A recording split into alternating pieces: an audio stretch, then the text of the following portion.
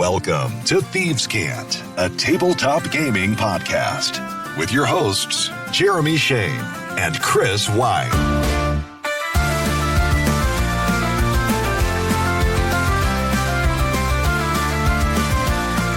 Welcome in, welcome back. It is Thieves' Cant. Tuesday, February 3rd. I'm Jeremy Shane. And I'm Chris White. Glad to have you back once again. Thanks for listening, subscribing, following at thievescantcast. You can email thievescantcast@gmail.com and do your good deed. Drop that 5-star review on your platform of choice, or you know what? All the platforms. Rise up. That was inspiring. Very nice. Hey, coming up in today's episode, we're going to turn some real-world strangeness into gaming inspiration. It's another round of Unearthed Obscura. I'm going to talk about something today that you may already have some familiarity with. Have you heard of the incident at the Dyatlov Pass? Yes, I have heard of this before. Then you kind of know the nature of things. Unresolved mystery. Unresolved mystery. I want to be upfront that this is just a thought exercise. It's not intended to disrespect the dead or make light of any tragedy in any kind of way. Right? This is just observing something that's kind of interesting that really happened, that's still got some speculation tied to it. Yep. And, just playing with how might this transfer to a TTRPG. Right. All right. So we've got to go back to January of 1959 for this one. We've got a group of young, experienced hikers, Soviet hikers. They're setting out from the Ural Polytechnical Institute for a winter trek through the northern Ural Mountains, which just sounds awful to me. This would be your ideal. This would not be my ideal trip. For the winter. No, I like to hike, but I'm not big on winter hiking. Yeah. Okay. So 10 people began the journey. One turned back pretty early on due to illness. So you've got 9 in the group that continue on toward the goal. Yep. A couple weeks go by. They fail to check in. They've got a planned return date. So naturally a search party forms. What rescuers found was the group's tent partially collapsed and buried in the snow. But most of the hikers' equipment was still inside. So like their boots, their clothes, one thing I read even said that there was a plate of food, untouched, like they were getting ready to maybe eat. That was still sitting there. The tent itself had been cut open, and they had a seamstress examine it, and she determined that the cut came from the inside, as if the occupants fled the tent in some kind of panic. So then they started finding the bodies. The first 2 were found near the remains of a fire a few hundred yards from that tent. They were shoeless. They were stripped down, dressed only in underwear. They found 3 more bodies at varying distances between a tree line and the abandoned tent, suggesting that they may have been trying to find their way back to the tent, or who knows what they were doing. So those 5 victims all show signs consistent with hypothermia, the paradoxical undressing. You believe that you're burning up when actually you're really, really cold. So okay. You start stripping down maniacally. Oh yeah. And okay. You end up That's dying, fun. right? Yeah. Super fun, right? Yeah. So that leaves 4 bodies unfound. And it wasn't until later that year in May, after a lot of the snow had melted, that an indigenous hunter discovered further into the woods the remains of what appeared to be a snow den, and inside those 4 missing bodies. They're all messed up. One of them had a severely fractured skull. Another had a twisted neck. There were 2 whose chests had been crushed, and 2 of the hikers' eye sockets were empty. There was another one that was missing her tongue. Wow. An investigation ensues. So the official Soviet investigation concludes that the hikers had died due to a compelling natural force. but they never really explained what that force was. The case files were sealed, the tent and the site were effectively closed off for years, so a lot of questions left behind. Over the decades, theories have emerged. You know, some people say, oh, they were doing some secret military weapons testing. Or, you know, no, it was UFOs.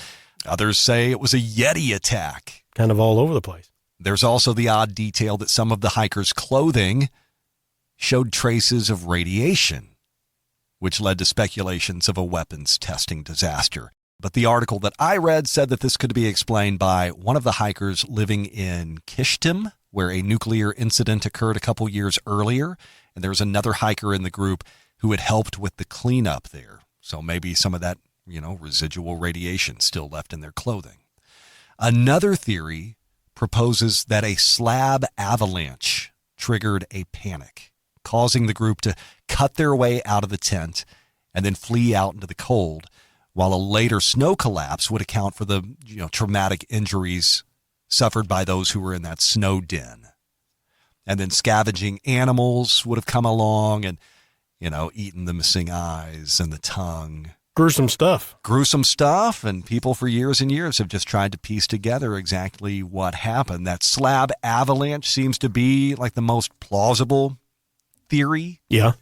I don't know, though, like, what about the injuries in that cave? Like, it seems like if it was animals that were, you know, predating on them, they could have identified that. You know, oh, well, here's a big bear tooth mark, you know, or something. Like, right. And what animal's just like, just the eyeballs for me, thanks.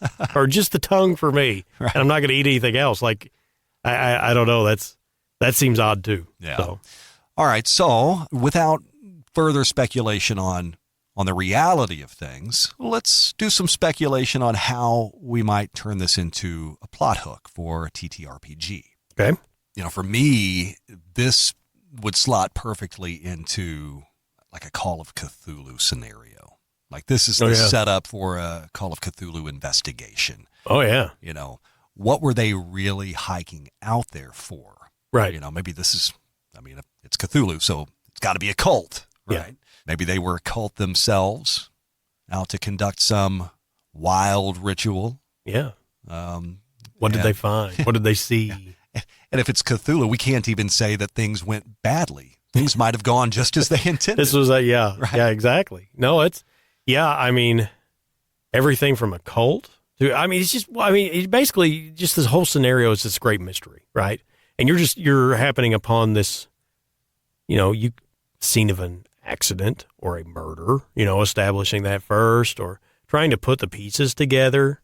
And especially when none of it makes sense, right? You know, I mean, you don't have enough to go on. It's not obvious, oh, this person was shot with a 44 pistol, right? Well, it's not that simple, right? Like, why are, you know, okay, they died of hypothermia. Why are you out in your underwear in, you know, the Siberian winter? Right. I mean, why are you hiking in the mountains in the winter? Anyway, I don't know, but, you know, my understanding is they were all very experienced hikers.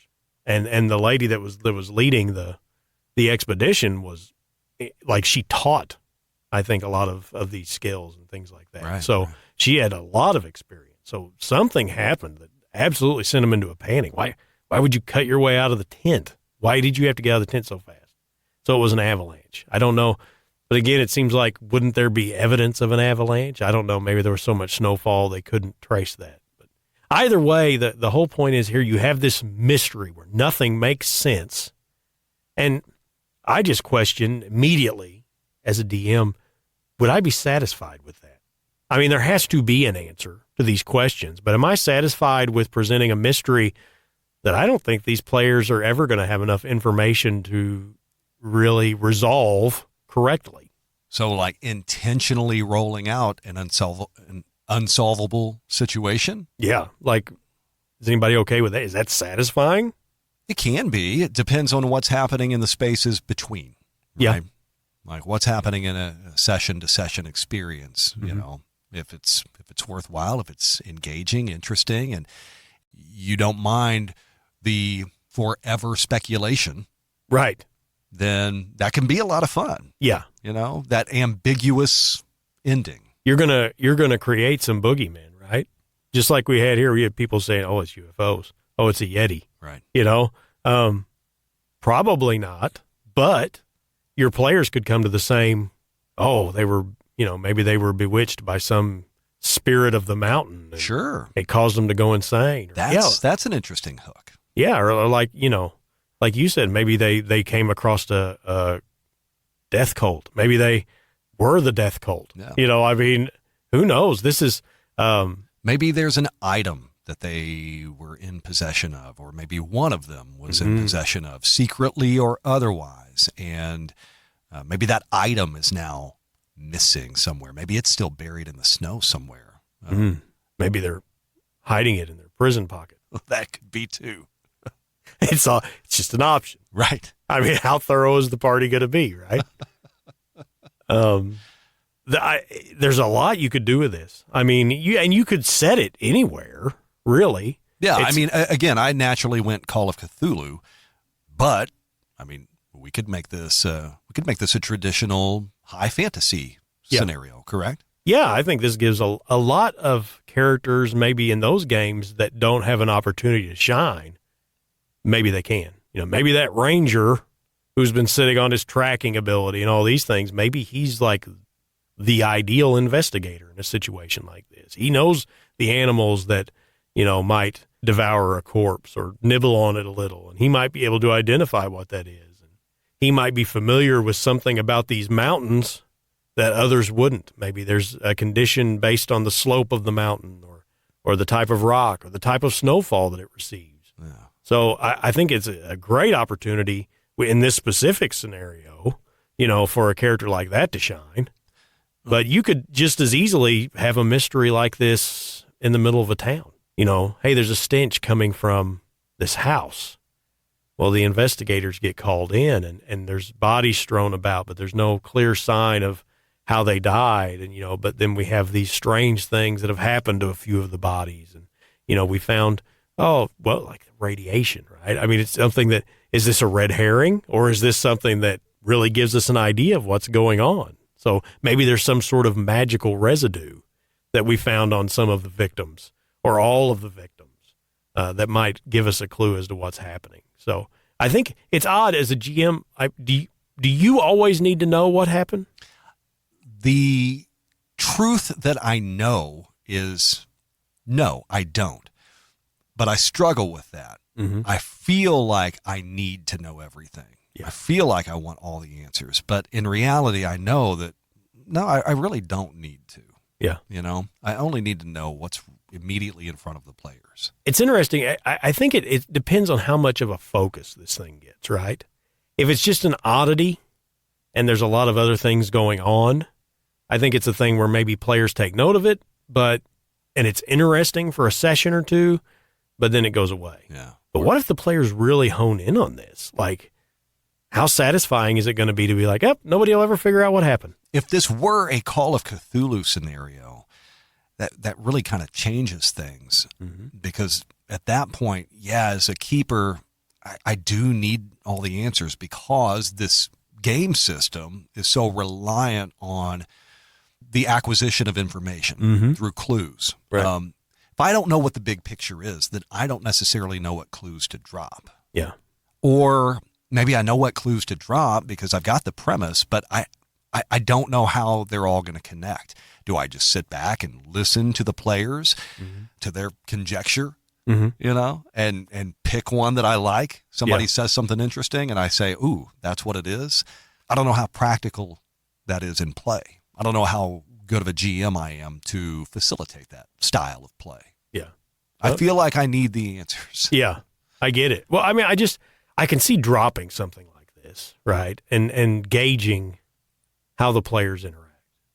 And then if the players like it and they're really into it, I don't think I could help myself from being like, you know, the next time the players are in the local village library, such as it is, just be like, hey, did you hear about that? Yeah, we did. Oh, interesting. Look at this old report that was filed 30 years ago about these children that were missing near the base of that mountain. you know, all, or like sounds really similar. There's been a lot of of the same injuries. There's been a few odd things that Okay. have happened up there. You know, it's like, I don't think I could help myself from drawing into that mystery and just more and more digging into it. Right. Because I think a lot of players, that you want those answers. I think we do in real life, right? I mean, it's kind of cool that there's a mystery like that. But at the same time, it's like, I kind of want to know what happened, even though it's probably the most mundane, ordinary of answers.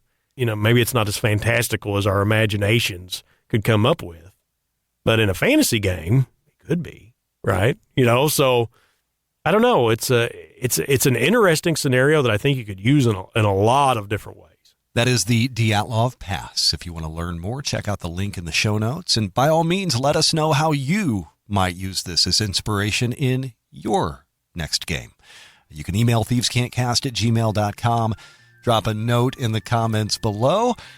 And that'll do it for another episode of Thieves' Cant in this edition of Unearthed Obscura. Hey, tomorrow we return and we enter the Forge of Creation. We're going to be doing a little reskinning, not in the creepy way. Too late. Yeah? It's already creepy. All right. Hey, we'll see you tomorrow back on Thieves' Cant. Until then, I'm Jeremy Shane. And I'm Chris White. So long. Thank you for listening to Thieves' Cant. Email thievescantcast@gmail.com.